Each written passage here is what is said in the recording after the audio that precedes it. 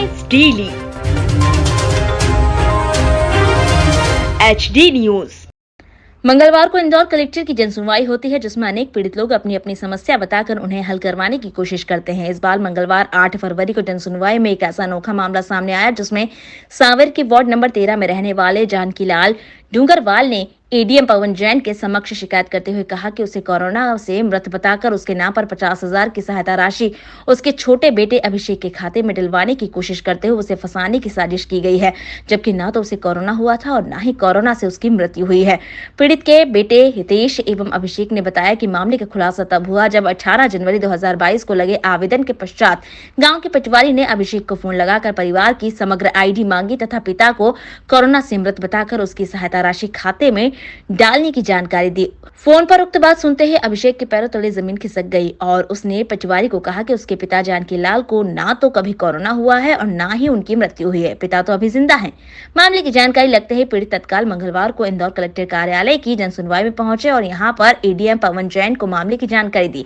मामले की गंभीरता को देखते हुए एडीएम पवन जैन ने कार्यालय में लगे सीसीटीवी कैमरे में 18 जनवरी के फुटेज निकालने के निर्देश दिए। हालांकि अधिक दिन होने से सीसीटीवी फुटेज उपलब्ध नहीं हो पाए।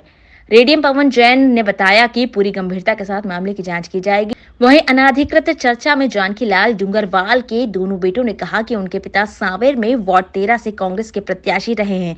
हालांकि हम प्रत्यक्ष रूप से तो किसी पर आरोप नहीं लगा सकते हैं कि तो निश्चित रूप से यह हमें फंसाने की किसी की साजिश है। आरोपी ने कहीं से हमारे सारे दस्तावेज ले लिए और फर्जी मृत्यु प्रमाण पत्र बनवा लिया। आपको बता दें कि यदि अज्ञात आरोपी को परिवार की समग्र आईडी मिल जाती और अभिषेक के खाते में कोरोना सहायता राशि डल जाती तो पूरा परिवार आरोपी बन सकता था। जानकीलाल जी, अभी जनसुनवाई में आपका एक जो मामला आया है कि आपको मृत घोषित कर दिया गया था, क्या मामला पूरा? बस किसी ने जालसाजी करी, मतलब हमको फंसाने के लिए। क्या किस लिए करा था? क्या काम? क्या कौन सी दुश्मनी निकाली उन्होंने, मतलब क्या पता क्या करना चाहते हैं, मतलब वो क्या आप... और हम कैमरे की सीसीटीवी देखने में आए तो यहाँ भी जानकारी पूरी मिल नहीं पा रही है। आपको किसी पे शंका है कि? शंका है, जब भी तो देखने आए यहाँ पे। कौन व्यक्ति हो सकता है आपकी निगाह में? सब अब सांवेर का कोई हो सकता है, मतलब ऐसा कोई व्यक्ति जो सारे डॉक्यूमेंट निकाल। आपका नाम बता दीजिए। जानकीलाल डूंगरवाल। बताएं, आपके पास जब पटवारी का फ़ोन आया था तो आपको कैसे क्या जानकारी मिली? मेरे पास पटवारी जी का फ़ोन आया, उन्होंने मेरे से बोला जानकीलाल जी के यहाँ से बोल रहे हो? मैंने कहा हाँ जानकीलाल जी के यहाँ से बोल रहा हूँ। तो उन्होंने बोला आपके समग्र आईडी नंबर बता दो। मैंने क्यों किस लिए?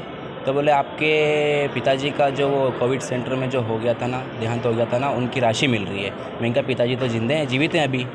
तो बोले क्या बात कर दी, जानकीलाल जी के यहाँ से बोल रहे हो? मैंने कहा हाँ जानकीलाल जी के यहाँ से बोल रहा हूँ। बोला आप कौन बोल रहे हो? मैंने कहा मैं अभिषेक बोल रहा हूँ। बोला आपके आधार कार्ड वगैरह, आपकी बैंक डिटेल सब लगी हुई है यहाँ पर आपके यहाँ, आप आइए यहाँ पर। तो मैं उसी वक्त वहाँ पर गया। फिर तो उन्होंने मुझे कागज़ दिखाए, तो मैंने उसी समय उन कागज़ के फ़ोटो ले लिए मोबाइल में अपने।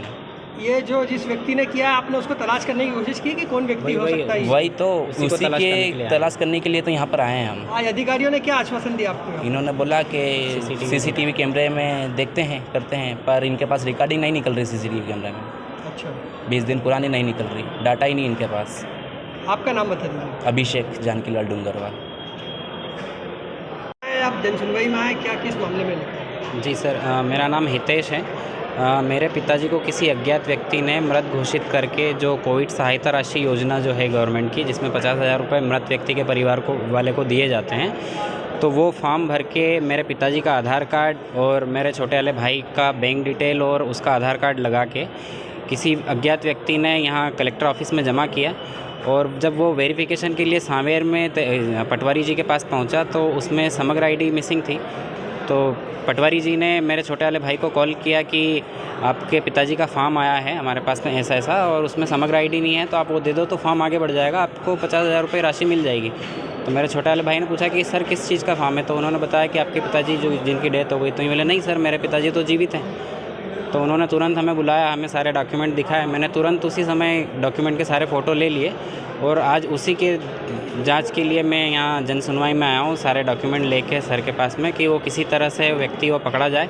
चूँकि 18 जनवरी को उसने यहाँ डॉक्यूमेंट जमा किए थे, तो यहाँ से हम सीसीटीवी फुटेज में शायद उसको पहचान पाएँ और उस व्यक्ति को पकड़ पाएँ कि वो कौन व्यक्ति है। आपके पिताजी का मृत प्रमाण पत्र भी बना दिया? जी, उन्होंने हमारे पिताजी का मृत प्रमाण पत्र भी बनाया, फर्जी डायग्नोस्टिक सेंटर की रिपोर्ट भी बनाई, एडिटिंग करके बता दिया। चूँकि मेरे पिताजी तो कोविड पॉजिटिव भी नहीं थे, नहीं थे। उन्होंने जनवरी 2021 में पिताजी का डेथ सर्टिफिकेट बनाया, उसके कुछ दिन पहले कई कोविड पॉजिटिव रिपोर्ट बनाई और वो सारे डॉक्यूमेंट इकट्ठा करके और यहाँ पर फॉर्म के साथ में जमा किए। कितनी तारीख को कलेक्टर ऑफिस में उसने जमा किया था? उसने 18 जनवरी 2022 को भी 20 दिन पहले जमा किए। आपका नाम बता दीजिए। मेरा नाम हितेश पिता जानकीलाल है। देखिए, आज जनसुनवाई जैसे कि आपको पता है कि हर मंगलवार को शासन के निर्देशानुसार जनसुनवाई होती है। जनसुनवाई में आज लगभग 80 के आसपास आवेदन पत्र प्राप्त हुए हैं और कुछ अभी भी लोग बाहर खड़े हुए हैं तो उनको भी सुनने का काम कर रहे हैं। मुख्य रूप से आज जो जनसुनवाई में आवेदन आया, एक आवेदन सांवेर के अभिषेक करके आवेदक हैं। उनका ये कहना है कि साहब हमारे पिताजी अभी जिंदा हैं और उनके साथ भी आए हुए थे पिताजी उनके फर्जी मृत्यु प्रमाण पत्र बनवाया गया, फर्जी उनका कोविड का सर्टिफिकेट बनवाया गया और जो कोविड अनुग्रह राशि है 50,000 की शासन से मिलती है उसके तहत आवेदन भी किया गया। तो ये जांच का विषय है कि कौन सा व्यक्ति है जिसने उनके बैंक अकाउंट नंबर को भी दिया है, आधार कार्ड भी लगाया हुआ है और फर्जी दस्तावेजों के आधार पर आवेदन किया है। तो जो दिनेश सोनरतिया जी हैं तहसीलदार, उनको कहा गया है कि पूरी जाँच करें और 18 जनवरी को आवेदन दिया है तो उसके CCTV फुटेज भी देखें कौन व्यक्ति आवेदन दे के गया है। सर, ज़मीनों से संबंधित